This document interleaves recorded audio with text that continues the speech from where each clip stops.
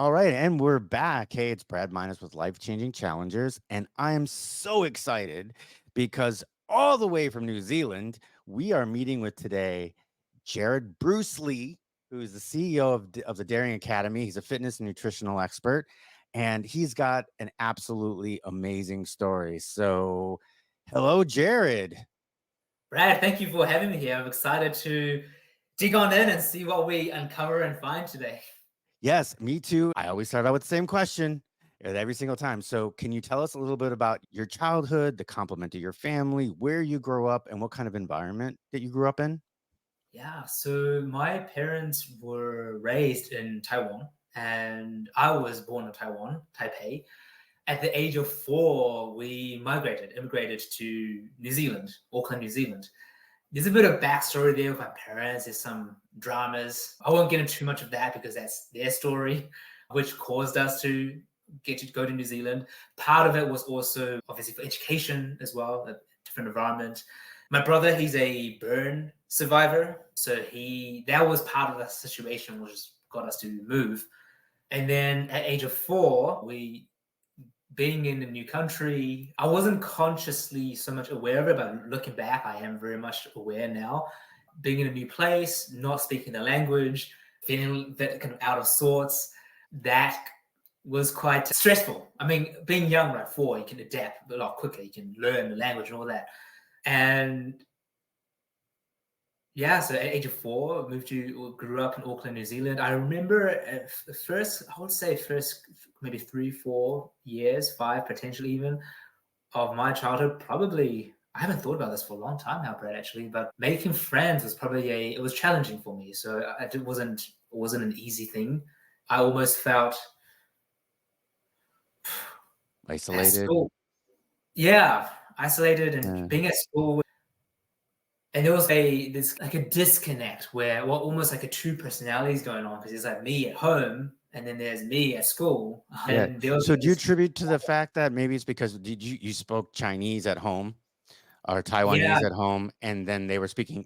Now in New Zealand they speak English, right? English. Yes, absolutely. Yes. So, so that was that your disconnect? You think? I mean, obviously, at 4, 5, 6, that's very Mm, our brains are very malleable. So obviously, you can pick up mm, English, but do you mm. feel like that was probably where there was Yeah. a disconnect, an isolation?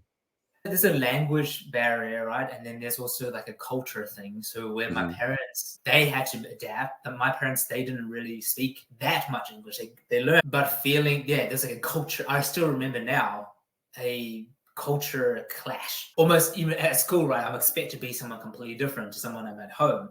There's that going on. Yeah. Oh, Yeah. and there's a lot of that still. We've got people that Yeah. have immigrated from in here in the United States. They come from Mexico, or obviously we've got this issue going on right now, but they speak Spanish only. Mm, And so we have that. It's still going on today. So obviously you just experienced the yeah. same thing. Yeah, yeah. I guess maybe it's interesting to speak about this now, Brad, because I guess I had this minor. We're going to talk about the body side of things. Yeah. This was something I really dealt with. Maybe my more mid and teenage years and early 20s was a massive deal for me.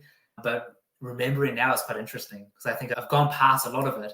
But I remember Right. at some point there's that, and there was some racism going on at school, right? So maybe it's comments, laughing at the food I brought to school, or I still remember being at age 10, wanting to play with a lot of the other guys. They were playing soccer and doing these things, but I was not invited. I wasn't allowed to be there because I looked different. And there was this moment where there was this bubble gum from Taiwan that I brought to school, and one of the guys was like, "What are you having?" So I gave him one of it. And then some of the other guys were curious too. And then I shared that bubble gum around.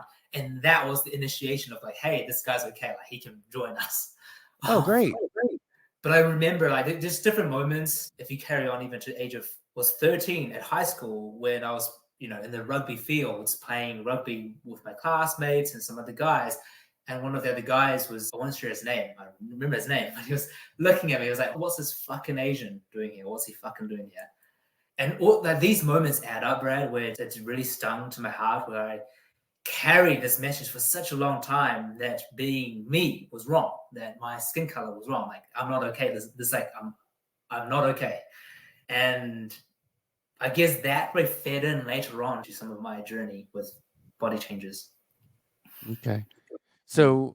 So speaking of the body, so what do you think that what would you look like back then? Just to give us an idea of where you started and where you went to. Yeah. So I was probably I wasn't physically fit. Like fitness wasn't really a big part of Right. our family. I wasn't like big, but I was on the chubbier side. So at the ages from 5 till maybe 13, 14, I would get teased often by family friends or people around me. It wasn't terrible. It wasn't like you're terrible. It wasn't really intentional shaming, but with simple things like squeezing my cheeks. You're so chubby. It's so cute. My dad would tap me on the stomach, like, oh, your stomach is getting rounder, it's getting bigger, and all these different comments, right? As a kid, like that to me, I remember just being like, this is a lot of shame was around my body with that. I remember getting really angry and frustrated, feeling like, no, I'm not just chubby. I'm not this, I don't want to be this cute, chubby Yeah. kid. And people were squeezing me. And yeah, there was anger, there was resentment around that. There was that frustration from there. That caused any issues between you and your parents? That wasn't, so the parent side of things, starting from around the age of 8, or I can remember more clearly, but I came from a family where there's a lot of codependency. If the audience don't understand the term, it's just emotions, everything's just intertwined. But my parents would fight, so argument. And sometimes it was physical, sometimes verbal. Oh, There was a lot of love in our family at the same time because there was a lot of beautiful moments. Because I want to make this really clear when I share this story, right? People might see my story and go, oh, he just had this terrible childhood. No, there was a lot of it. We went traveling, we had loving moments, but those fights would happen, I would say, sometimes a few weeks, sometimes a couple of months. And what started from then, which I only started to truly uncover, Brad, only since 2020, so 3-4 years of this emotional component, there was a lot of fear, anxiety. There's feeling that at any moment, something can blow up and go wrong. And I still remember being a kid with my siblings. I've got a brother and a sister. I'm the youngest of 3. We would maybe hiding in our rooms, hearing all the screaming matches, crying and just feeling. I remember my body just feeling in terror of when is this going to end? Wanting to mediate, fix my parents' relationship. I want them to be okay. Feeling like my family's breaking down in front of my eyes, all these different feelings. Fear, right? Anxiety of any moment, something could snap, something could go wrong. And this is only since, obviously not the time, but my dad, he had a really rough childhood. And that was shown in our family. So yeah, they bring the baggage into the family, and it just shows up at certain points, and obviously it affected you. You cared about your dad, so yeah. obviously this bringing some of this in, it just affected you in that way. Mm. At what points did the body shaming come to a point where you really started to think something's gotta change? Yeah. The body shaming really, so it grew worse, I would say, actually. So firstly, I think there was a combination of things, right? So the family environment, the shaming about the chubby side of things, some of the race things. At age 13, I started to come to terms of my sexuality. So being gay, I hated it at the time. I was trying to shove that away, pretending that was unreal. There was a lot of shame and judgment around that. So all that combined, almost, I felt I wanted to control my body at that point, being 13. I still remember it was terrible. I went to school and I did this weird game with my friend where it was like we'd make these sandwiches pretty much out of how low calories we can make these sandwiches and how crazy. It would just be a teeny bit of bread and it would just be cucumber and carrots. Oof. And at 13, 14, that's not the nutrition you need. Right. And I started to go on these diets wanting to fix myself, right? I think really there was other stuff going on, but I was trying to fix things. And then it got truly, I would say, and then was compounded. I started putting myself out there age of 16, 17 in the dating world. And then being rejected on the dating scene, right? And by rejected, I mean, so maybe There was like online dating where, wow, there's so much coming up right now. It's okay. So, Take your time. This is good because a lot yeah. of people go through this. Mm. So, online dating, me coming to terms with my sexuality, and it's almost me trying to escape or to find. I wanted to find love somewhere. I wanted to find acceptance somewhere, like somewhere Mhm. I could be seen and heard. At ages of 12, 13, I think as a teenager, I started to, with the fights at home, I probably closed off a lot of my thoughts and feelings from my parents. There was no real freedom, especially with the sexuality too, to just be myself. And I could just share Okay. everything in my heart. So, and then imagine going on online dating, because that was the only way, how else did I meet people at age 16, sending messages, getting nothing back. I still remember this very moment where someone, I think I had a name called, was that Sweet Boy or Cute Boy Calvin was my alias name. Someone actually went out of the way. It was like, hey, there's like nothing cute about you. Like you're like, there's nothing, you're not attractive. There's nothing cute about you. And then the crickets, right? So like when you're trying to put yourself out, like, oh, come on, like you're almost like or seeking validation Mhm. so much. Like I needed approval because I didn't have that approval within of myself. Um, and that made things worse. It's like, hey, I got to change my body to be accepted. But what that actually did, Brad, was terrible. I did things. So I went on the dieting side of things. I would go on these long half marathon runs. I've done marathon runs too, but half marathon runs every weekend just to like lose. I'll try all these different things with workouts that just didn't work. But then what I was doing was I would starve myself almost, and then I would binge like crazy. I still remember very clearly, age 20, I think it was 2020. I was an accountant back then. I was following the path of what's the right thing to do. So I was an accountant. I was good with accounting, and I was sitting inside my Toyota Corona car where after work I was so fed up. I would go, or even in between, I would drive to the supermarket. I would go in, buy a big bag of chocolate, hokey pokey crunchy, we call it New Zealand chocolate. I would go into my car. Within 10 minutes, I would scoff the whole thing down, gone. And that binge eating, I would do things like that with ice cream, with crisps, everything. And it Mhm. was terrible. So I was on this crazy cycle where there was this huge addiction, obsession with food. Every thought was food. Like, what do I need to do to control this? But it just made things worse because I would go nuts on food, go on these diet. I'll shame myself. You're terrible. You're a terrible human being. You're looking like shit. I'll look at myself in the mirror and just shame myself. Cycle again. I go for a 20K run. And if just think about it now, this is so foreign to me now, but I still remember it and it feels so upsetting for my body. Oh, I can understand. Now, I have to ask this because you've already alluded to your parents and you've alluded that things were tough. So I'm just going to ask is when did you come out to your parents and what was that like? And did that affect you? Yeah, I only came out to my dad in 2020 at age Oh, 30. wow. I came out to my mum. I first came out to my sister. I remember in my bedroom at age 15. And shortly after, I came out to my mum and then my brother. I was very fortunate because I was actually a phone counselor for kids. So there was this program where I could learn to be a phone counselor. And I had this supportive environment where all the phone counselors was gathered together. There's like 30 of us, all high school students.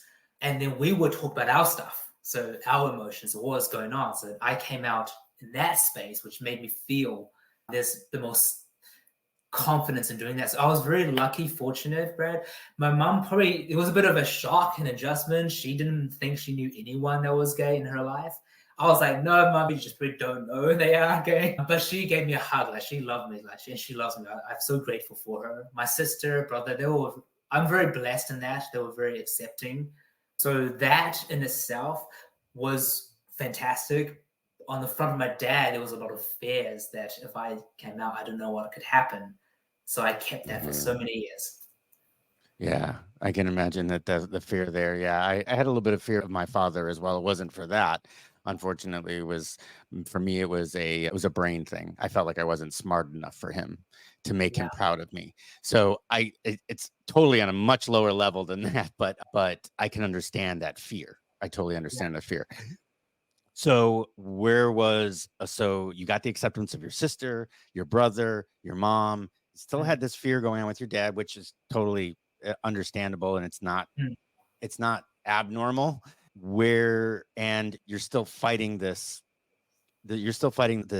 body shaming, the how you see your body, and you're not satisfied with that.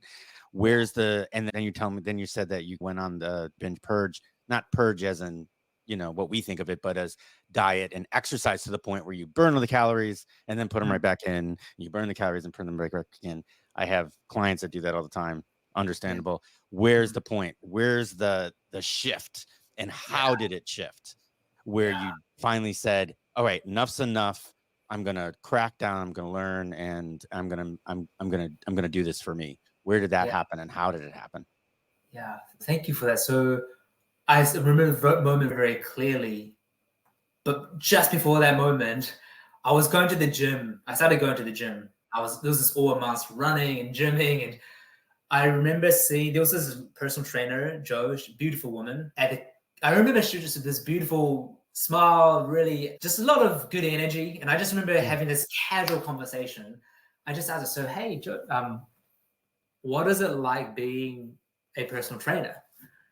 And then she asked me, so what do you do? And I told her I was an auditor. It was like a big four fancy accounting firm, which all my family, friends, and people were like, yeah, Jared's doing amazing. But my soul was not doing great. I was really upset. I wasn't happy with what I was doing. But I remember her saying to me, like, hey, you've got so much energy and you got so much personality. Like, I see you doing something different. Anyway, she gave me this card to this fitness nutrition school. Long story short, I was on this phone conversation with a consultant where he asked me all these questions like, hey, so what if you could be healthy, fit? What if you could change people's lives? What if you could do these things? And I remember sitting in the office on the phone and then hanging up and then just sitting there asking myself, like, what if I could really change my life? What if I could not just transform my own health and well-being, but then change the lives of others? Even if I change one person's life, wow, how incredible would that be? There were a lot of fears and doubts, right? Like, hey, like, who are you? Like, you're not in great shape. You're not healthy. Who do you think you are to help other people? But that what if, Brad, was so powerful. It completely opened my mind up. And I made this decision from that point of, hey, you know what? I'm going to quit accounting.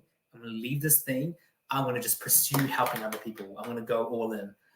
And when I made that decision, that's probably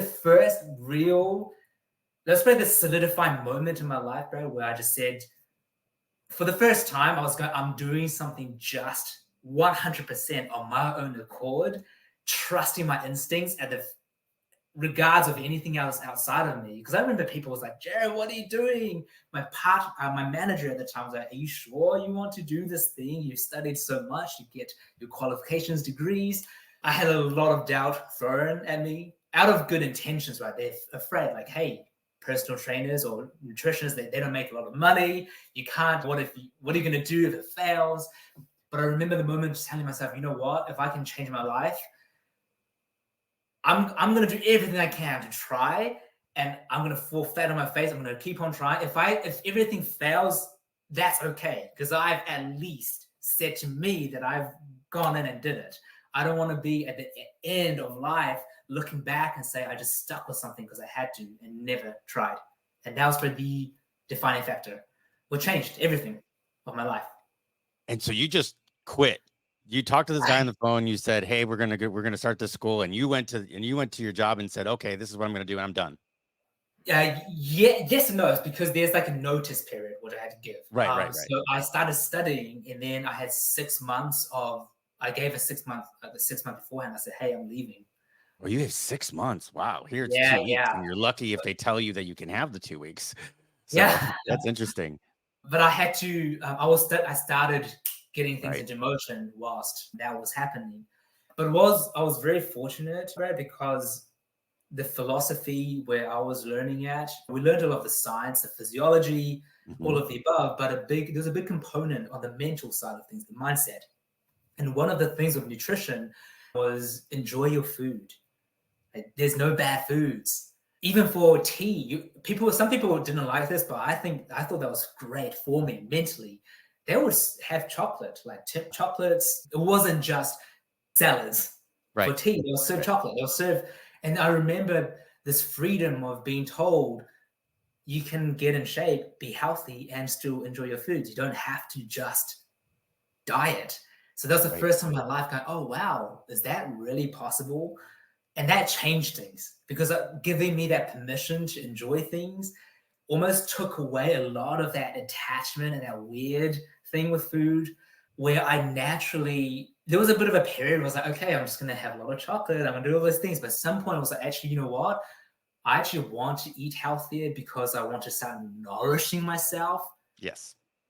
It was no longer about fixing my body to look a certain way. It was no longer about cutting things out. It was going, how can I serve my body the best so I can feel at my best and function at my best? Yeah, there's a definite connection with Mm. starting a challenge or building up your body and food. It's Yeah. to a point where one offsets the other. So, and Mm. I talk about this all the time. And this is so my biggest thing that I found is Mm. that when people go out on challenge. So I deal with people that are using some sort of challenge. That's why this is called life-changing challengers. They use some sort of challenge where they challenge themselves but in such a way that they get fit and they learn nutrition on the way. Those aren't Mm. the goals. The goal isn't aesthetics or nutrition or learning about that stuff.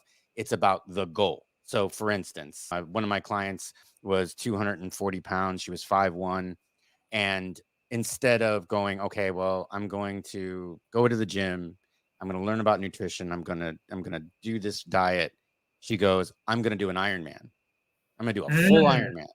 And Mm. 18 months later, she was 120 pounds sitting on the beach in a size small wetsuit, ready to jump into the ocean. Yeah. You know what I mean? She took and she learned it on the way. But Yeah. the thing is that while we were doing the biking and the swimming and stuff, she's like, Mm. well, you know what? I just burned so many calories. I just worked myself. I'm not putting back in.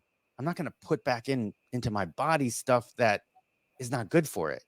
Right. Mm. So here Mm. you're on this challenge for yourself to feel better about yourself, both inside Mm. and outside. And then they gave you the permission to enjoy your food. And you're like, Yeah. okay, I'm going to enjoy my food, but I'm not going to put crap back in because I Yeah. just worked myself and I've been striving to get better. So I'm going to enjoy my food, but I'm going to enjoy good food. Is Yeah. that kind of how the way that you were thinking about that point? Absolutely. And I love that story, right? That's the biggest, that's fantastic. Where so that's exhilarated being on the Yeah. beach and that goal and having something exciting that she's going towards, and that's beautiful. And that's exactly right. So when having their mindset, I started competing in powerlifting as well. So as part of starting to run a personal training studio, I I very much believe in if you want to help people, practice what you preach. So I had my own training, got my own help. And then one of the trainers that I was helping me actually run the studio with my business, with my workouts, saw potential in me with powerlifting. So he got me into that. And that was exciting too, similar to the story that you just shared, Brad. Right? So I Yeah. started to feel my body to get stronger. I feel my body to perform and do better in the sport, and that was a big, powerful factor in the journey. So yeah, so like I use this experience. You said you used powerlifting and that you Mm. probably saw, I mean, powerlifting. I know I see it with some people in the gym that started it and their body changes so fast when you're doing powerlifting. So I can imagine so you use that as your challenge as powerlifting. That's fantastic. So can I want to step back here because all of a sudden you just start talking about a Sorry, studio. yes, I went. No, that's fine. Hey, you told the story. I'm cool, but I'm interested in Mm. so here in the States, most people they'll get their personal training certificate and then they'll go work in a gym. And then if they got enough going on and they got enough finances and they can get it, then they'll start their own studio or they'll start a gym or whatever. But you're saying what it sounded like is you got your certificate, you got trained in it, and you opened a studio. Yeah, yes. So it was, but there were some factors there. So it was a home studio. So I did Okay. it from space of home. I also started running boot camps in the park. But yes, I think yeah, when you ask that, right, that's true. But I didn't see myself paying rent at a gym. I Okay. didn't see myself, um, I think that was a deciding factor for me at the time was I want to do my own thing. Right. I had that taste of what if I could create this thing according to my vision, and I just ran with it, and I just didn't look back from there. Nice. Yeah. So was that the birth of the Daring Academy? No, so it What started was off it? Bruce Lee personal training. Of course, capitalize on it. You go, man. I get that. If you got it, use it. I totally agree. At first, a lot of the coaching when I did was primarily fitness, personal training, nutrition. Obviously, as you build relationship with clients, they would share personal challenges too, and I would be there to listen and that. But it's the coaching I do now has transformed. It's the Darren Academy is, I would say, 10, 20, 30 steps ahead from them. Okay. Hmm. All right. So you started with boot camps and training out of your own home. And I know plenty of people that do that. So it's a regular progression. How long did you end up doing that? What was the next step? Yeah, so I did that for good. You know what I love, Brad? I was thinking about this the other day actually. There's nothing like starting and just going all in on something. I remember that excitement and buzz of the fears of the unknown. Am I going to get a client? Is this going to work out? But that lasted for a good 2-3 years of just building. But at some point, I think I probably, my dating life got in the way for a little bit where maybe for a year or so, there was a bit of almost like a passion, maybe not lost, but I got into the grind of things where it became, I was running it by myself, right? And I had personal training friends, but I was almost in a bit of a plateau where I felt a bit Okay. stuck, just going through the motions for a year or so. This is going to take on a complete detour, Brad, but I started singing, performing when I was 15, 14. And the same mentor from the fitness college, she's heard me sing. She loved what I was doing. And every single time she saw me, she saw leadership potential in me. But I remember she would always ask me, so why are you not performing professionally? Why aren't you doing this thing? Every single time I'll say, hey, I've got personal training clients. I'm doing this studio thing. I can't leave them behind. But at one point, I remember cracking. She asked me a similar question to when I started training studios, like, hey, if you were offered a performing contract right here, right now, and you can be the lead in the show, would you do it? And I remember like, okay, damn it, I think I would. So I did it all over again, Brad. I packed up and I decided I was going to audition for schools in London to go perform in central London on the Whoa. West End and do this thing. I made that decision back, I think it was 2016, start of January 2016. No, it was end of 2015. But within 3-4 months, I sent off these applications, was accepted into 3 of the top schools in London. And then by September 2016 that year, I packed up, left everything, had support of amazing people, my friends, family, social support New Zealand, they were super great with this. And I went to London to study for a year of masters in musical theatre. Um, Bit of a detour. Sorry. No, Yeah, this you have no idea how similar you and I are. You have okay. like no clue. So I got out of the military the first time. Well, I had Hmm. done musical theater and studio theater prior, Wow. Okay. and then I went into the military, and I it just towards the end of the military, I went and I saw a show. I was living in DC. I saw a show, and I was like, "Oh Yeah. my god, I need to get back on stage." Yeah. And so I started going back on stage, and so right afterwards, yeah, for the next year, it was show after show after show. So Awesome. I get it. I totally get it. Now, I was more of an actor, more studio theater. I did do musicals, and I love to Mhm. dance. I grew up ballet, tap, and jazz, modern. So I get it. And I did musicals. I enjoyed studio theater more, but I totally understand. I've been in triathlon and stuff for a while, and I keep telling myself, you know what? Yeah. I'm gonna take a season off and go do some theater and then come back. It's because I get the Yeah. bug. So Love I get it that you just come back. So all right. So how long were you singing, that. and how did you find your way back? Yeah. Thank you, Brad, for sharing that, Brad. Sometimes I almost when I, especially with when I on Instagram or that, I don't share too much of that because I sometimes think it confuses people. What, who is this guy? But what happened was after I started performing in London, I did a few shows in Germany, and then I started touring around the world on a cruise ship as one of the lead singers. This was, but then Right. COVID happened. And then COVID happened, so I was sent back home to New Zealand. And just backtracking a little bit, Brad, during my year studying at the Royal Academy of Music was probably another massive life transforming part of my life, because I think what happened was I grew very comfortable with the personal training studio. I knew what I was doing. Everything just made sense, right? A lot of those feelings that I've experienced in my childhood, I never truly addressed it. I never really addressed or healed that side of myself. But at this, when you're training for acting, you can't not be vulnerable. So there was a lot of, plus I was 26 and I was surrounded by these incredible 20, 21, 22-year-old performers who were just more experienced. And I was like, I felt like I was going backwards, but it stripped away a lot of my armor and shell where a lot of those feelings started to come up. I cried the most ever probably in 2016, 2017 in that year, just from everything, like the pressures of this, everything, life changing. But I think that led on to a few things, Brad, which takes, if we go to 2020 now with COVID,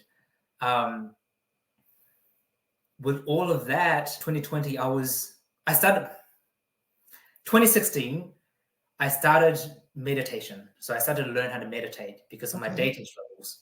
But I remember the moment in 2020, I was spending back home, I was thrown back home, living with my parents again.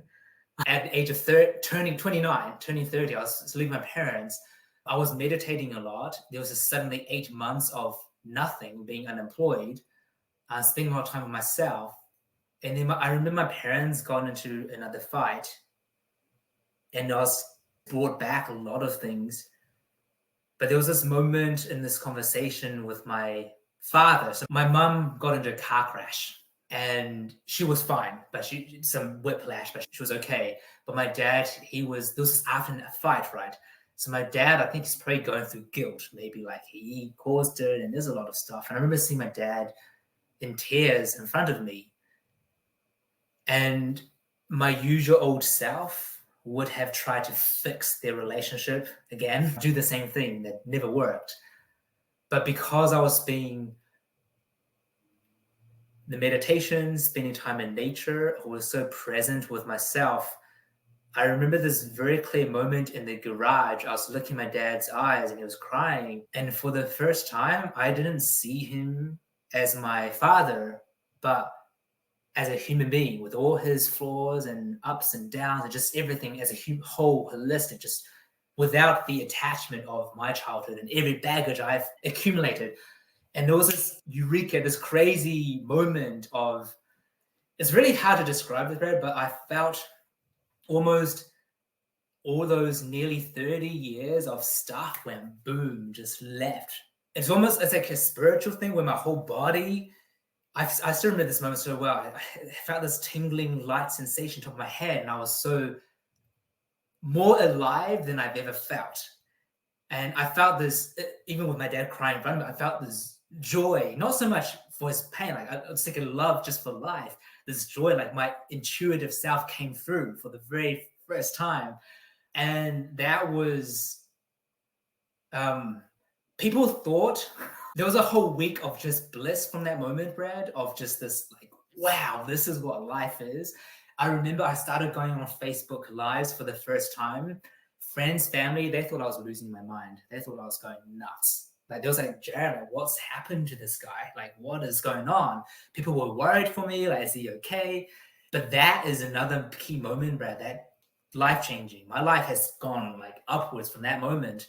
I actually, when people say losing my mind, losing your mind, that losing my mind is a damn good thing. Right. Because that mind carried so much bad. They carried a lot of things that weren't serving me. So for the first time, I felt this, I experienced this bliss I didn't truly experience before. Do And you that's when think, the community started. yeah, Mm, do you think that yeah. a lot of what was going on was that not only did you already fear your dad, but because you also didn't share a piece of him, of you with him, Mm, and you kept having this fear, but the ability for him to cry in front of you let the fear go.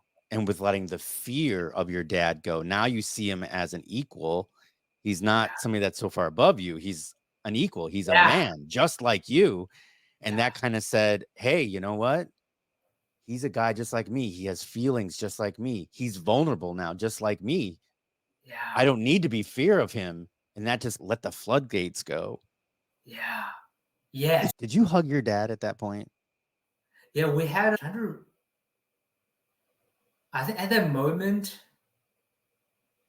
I I think he saw me smiling, and there was like I saw his eyes, even behind the tears. I saw his eyes light up in a way, like a recognition, where he almost. When I think about it now, it's almost like there was a crying, there was all that stuff going on, but he almost like I could see that there's another that life behind all that stuff, and I think I gave him I gave him a hug, and then Yeah. I went for a run after that. I think I'm trying to remember the specific details now. Yeah. Yeah. See? Yeah. That makes a lot of sense. But that Um. is I don't, I'm not a psychologist. I don't know, but it just, you could see that. I know that it happened. I had almost had the same experience where I grew up with a fear of my dad. Mm, Yeah, I wanted him to be so proud of me, and any little tiny failure mm, was detrimental to my life. And I mm, remember at one point finally seeing him as a person. And mm, that's why was what was my hypothesis of what you went through, yeah. because I went through the same thing. But all right, so you finally got rid of the shame and this whatever it was that you were holding on to. Yeah. So what happened after that? What happened with your business? What did you do professionally after that? So this was my partner, my now husband. He was living in London. I was in New Zealand. We're trying to find a way to be together. But what happened after that week, where was I had that 1 week of bliss, right, of the shame gone. But it wasn't. I wish it was that straightforward and that just lasted. Right, right, right, That was right. Yeah, life. I understand. Um, what actually happened was I remember, so I was going on these Facebook lives because I felt my heart wanted to share that with the world. Something just came as I wanted to share it, right? Even as some people thought I was going nuts. On the last one of the last shares, I started talking about mental health, and I remember one of my friends and was on there, and some of his family, and right afterwards, I saw Facebook Lives.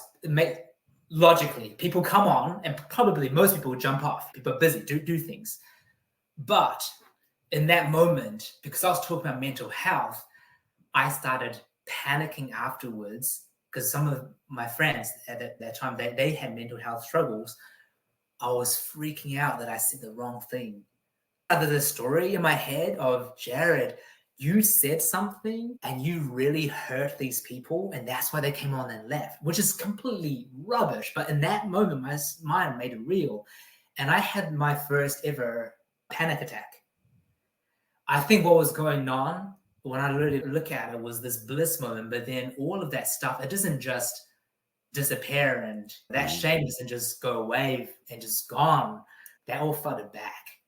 So that panic Right. attack, what it did for me was the best thing, because then I just seeked out help. I found a beautiful spiritual counselor. Her name's Nancy. I still see her at the moment, where I started the healing process at a deeper level.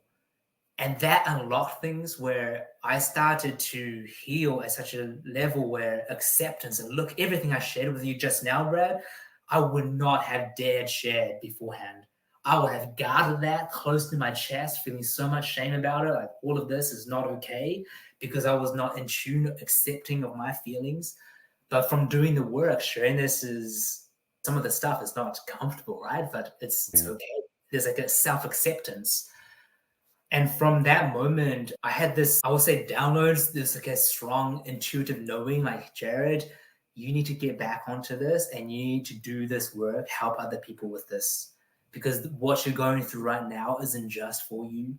You didn't heal your heart just for yourself. This is powerful and you can help other people, not just with their bodies, not just with the physical thing, but their mind, their emotions, and do the whole thing. And there was this calling, like, Jarrod, your healing is to heal other people, like, do this thing. And that voice was strong. Just like when I left accounting for personal training, this one was stronger. And that was when the Daring Academy was formed. Nice. I just want to step real back, and then this is gonna make you think for a minute. Mm. So in order to get to that point where you're able to release what you did and then realize that there's more to it, do you think that would have happened without the fact that you were already in shape?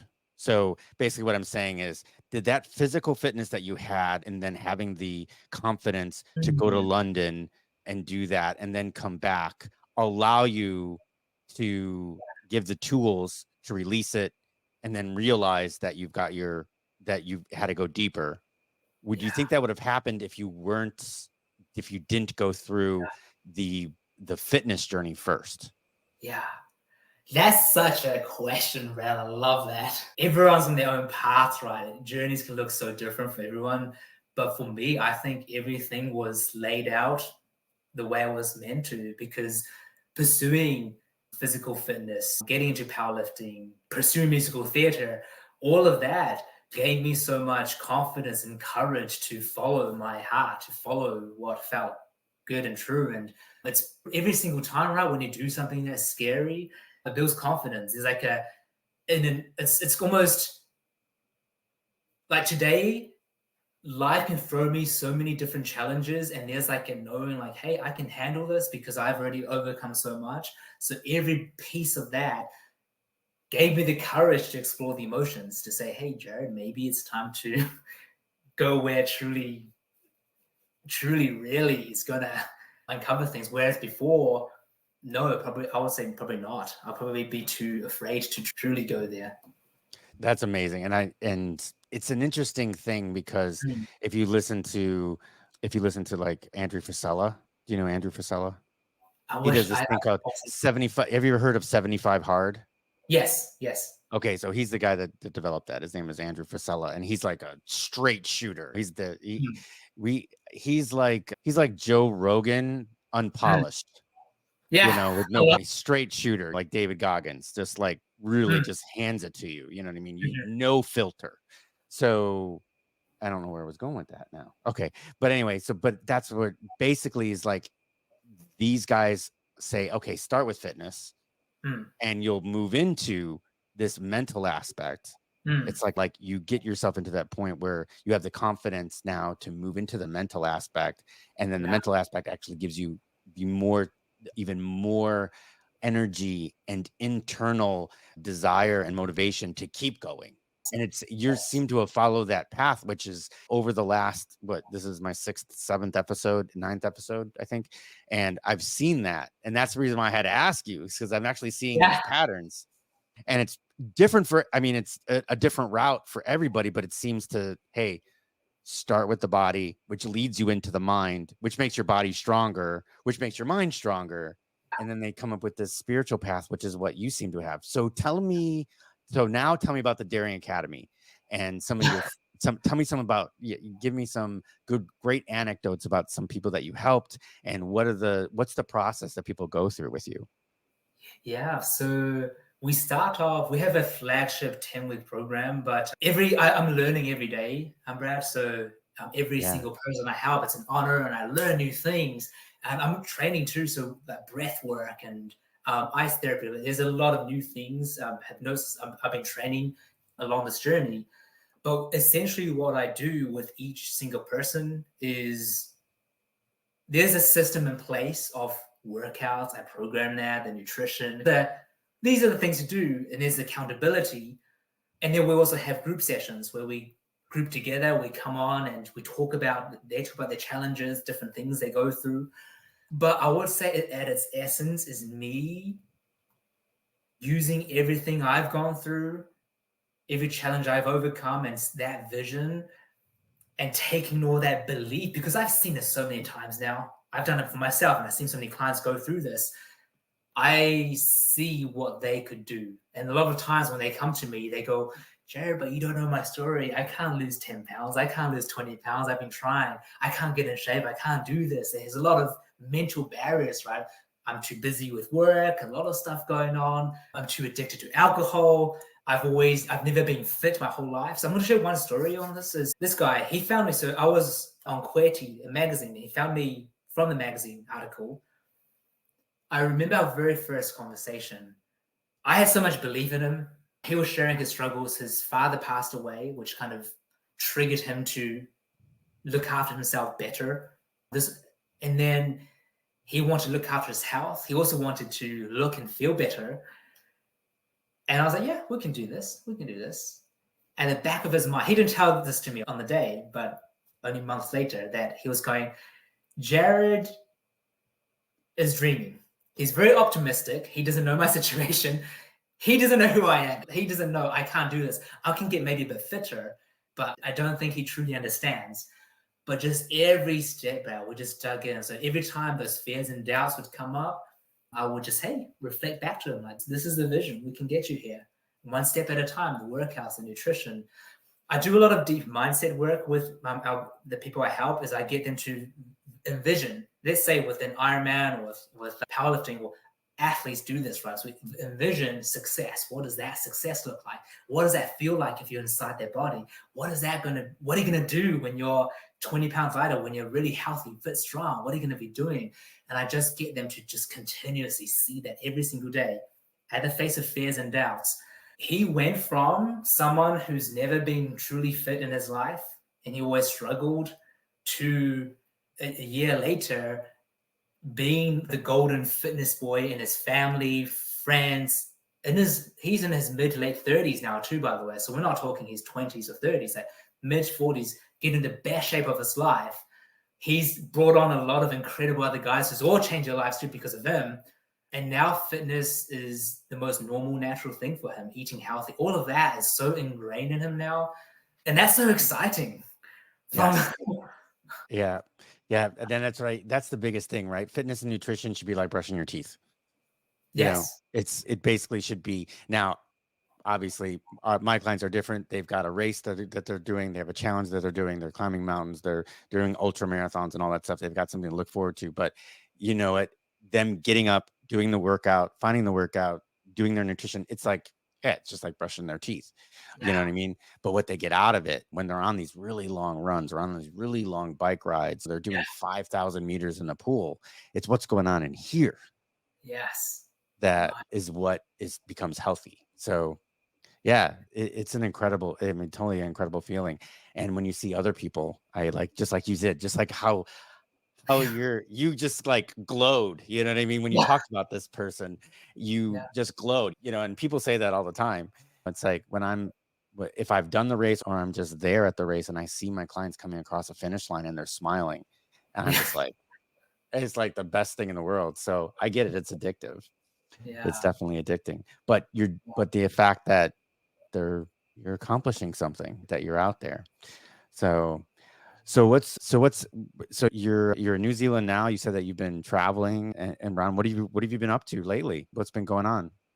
Yeah, so my partner, we actually did a 1 year, because we have our guys are based in America, Europe, all over the world, Asia, Dubai, Canada. So we actually decided, we've been in Auckland for nearly a year now, but we're packing up and going again. So we're starting first with Toronto in June. And we're going to go around and meet new people. And I'm all about, I think the longer I've lived, it's just trusting in intuition and following what feels truly right. And it was only a month ago where we decided there's a calling for us to go. And I just said, hey, let's Yeah. do this. Let's pack up and go. It's going to mean selling all our furniture and everything, but that's the hardest. It's taking us to Yeah. something, yeah, something Well, exciting. well, if you find your way from Toronto and you get yourself down to Florida, you got to Yeah. look me up. And yeah, because I would love to meet you in person. I think it would be an amazing experience and have a cup of coffee or tea or whatever, and or beer even, and just and chat. I would love that. So if you're doing all those travels, just make sure you keep in contact with me. But on that matter, how can people get in contact with you and maybe learn a little bit more about the Daring Academy? Yeah. So the best way to reach me, firstly, the Darren Academy, primarily the community is for gay men, so targeted just because of the gay men Hmm. body image struggles. There's like a whole thing there. I do have VIP one-on-one clients with all genders, all orientations as well. But the best way to find me is the Jarrod Bruce Lee, Jarrod, spelled on the screen here, Bruce Lee, on Instagram. You can reach me there. If any of this resonates, I would love to hear anyone's stories that they want to share that. Send me a DM, it's always open.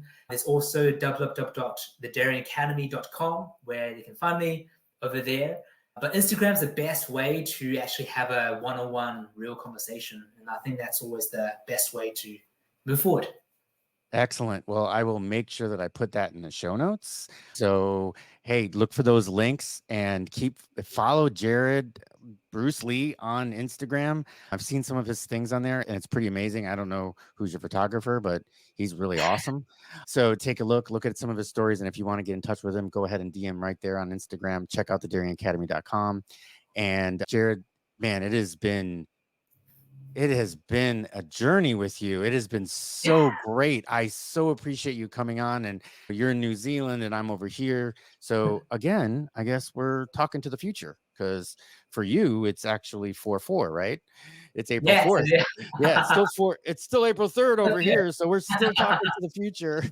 I love that, man. I love that. So again, thank you. Thank you so much for joining us. I really appreciate it. I think it's an amazing experience. Thank you for having me, Brad. It's an honor and pleasure. And I hope Thank someone you. gets something from this conversation today. Oh, I'm sure that they did. And for all of you, thank you very much. And we will see you in the next episode.